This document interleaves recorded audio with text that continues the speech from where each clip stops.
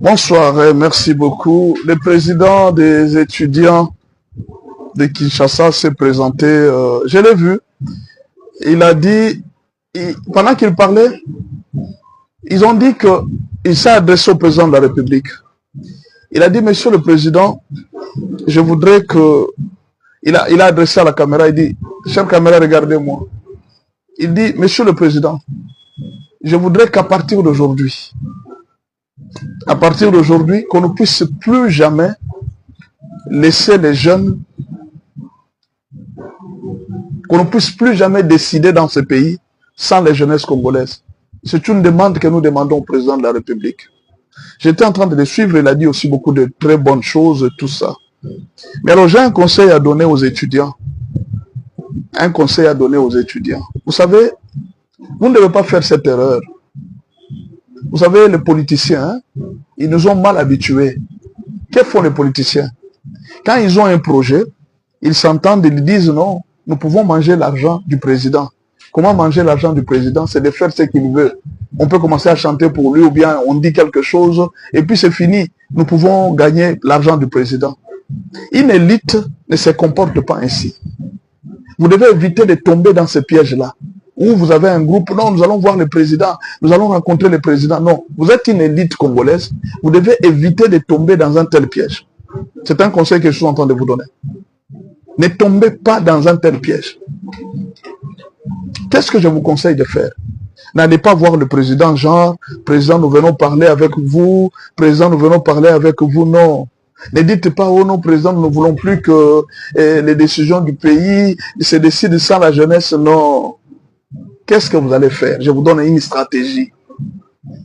À l'université de Kinshasa, à l'université de Lubumbashi et dans toutes les universités, vous avez les étudiants de droit, vous avez les professeurs de droit, vous avez toute la faculté de droit. Prenez les professeurs de la faculté, les professeurs, les étudiants. Entrez en maquis. Travaillez même pendant 24 heures, même pas 24 heures, même pendant une semaine. Travaillez une constitution où vous mettez de loi. Vous mettez de loi en faveur du pays, en faveur de la jeunesse, en faveur des étudiants. Vous comprenez? Faites une constitution. Un jour, je vais vous raconter une histoire. Cette histoire s'est passée dans la Bible. Dans cette histoire, il y avait l'histoire de Mardoché et d'Esther. Le roi avait déjà signé leur arrêt de mort. Donc, il y avait déjà une loi. Le roi avait signé leur arrêt de mort. Maintenant, eux devraient se battre pour que cette loi ne s'applique pas sur eux. Ils sont partis voir le roi. Comme ils se connaissaient avec le roi, ils sont partis voir le roi. Ils disent, non, roi, nous voulons que tu parles pour nous. Que cette loi ne s'applique pas. Le roi leur a dit ceci. Une loi qui a déjà été décidée, c'est difficile qu'on puisse la changer. Moi, je ne peux pas changer la loi. C'est vous qui devez changer la loi. Le président ne change pas une loi. Le président peut réviser la constitution. Mais changer la constitution, c'est le peuple qui change. Le peuple change la constitution de deux manières. Soit par le scrutin. Le peuple s'exprime. Le souverain primaire s'exprime de deux manières. Il s'exprime par le scrutin, à travers le vote. Il s'exprime aussi par le référendum. Ce sont les deux manières que le peuple utilise pour s'exprimer. Le président ne peut pas changer la constitution. C'est le peuple. Voilà pourquoi le président a dit, si le peuple me demande de continuer avec un troisième mandat, qui suis-je pour refuser? Pourquoi? C'est le peuple qui est souverain. Ce ne sont pas les politiciens.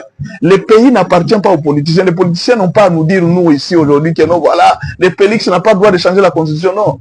C'est le peuple qui décide. C'est le peuple qui prend la décision. Rappelez-vous d'un détail que Cheikh Kitundu vient de dire. Je m'adresse aux étudiants, suivez-moi bien. Cheikh Kitundu vient de dire ceci.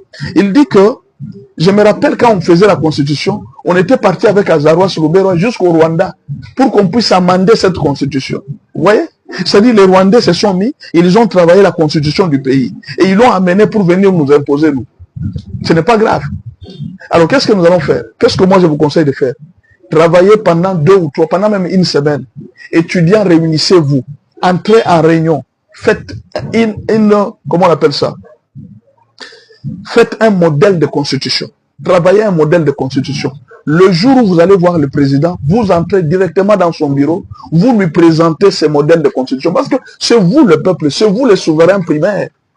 Personne ne peut contredire la décision d'un peuple. Personne, ni Fayoulou, ni Mouzitou, ni Kabila, personne n'a le droit de contredire la décision d'un peuple. Et le peuple doit s'exprimer par le référendum.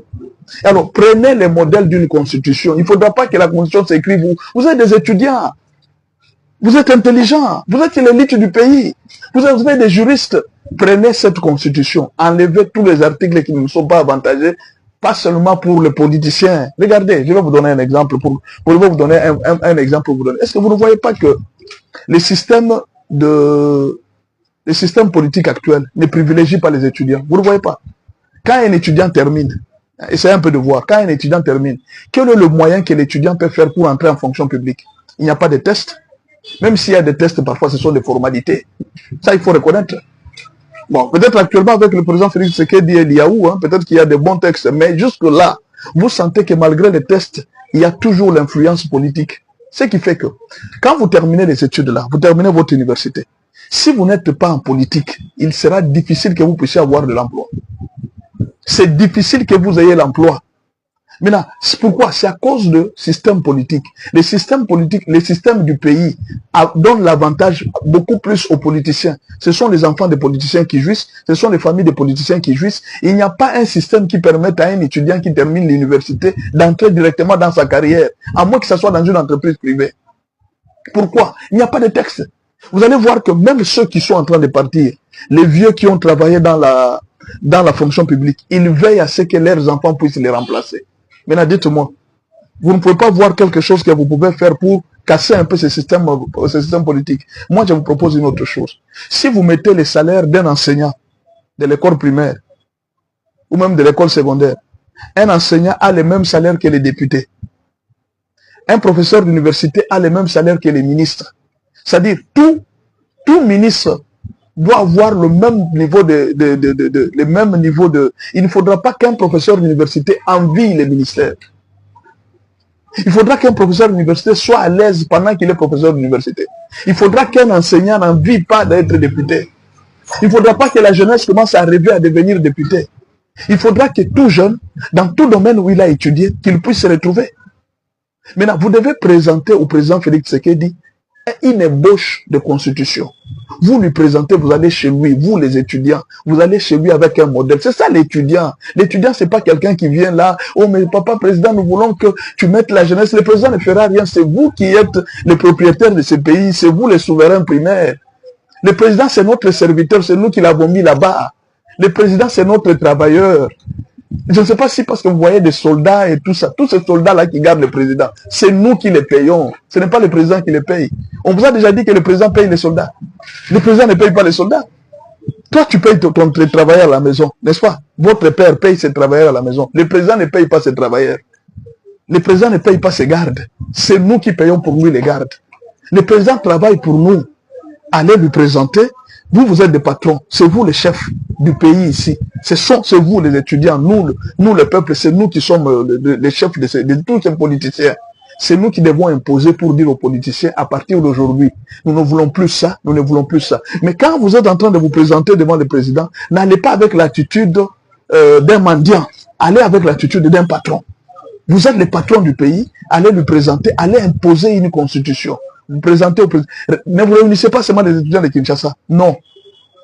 Qu'il y ait un groupe qui va travailler. Les gens de Kisangani vont travailler. Vous allez vous communiquer ça sur Internet. Vous faites des groupes spécialisés dans les article par article. Vous commencez à ériger article par article. Et nous allons appeler cette constitution la constitution des étudiants des universités du Congo.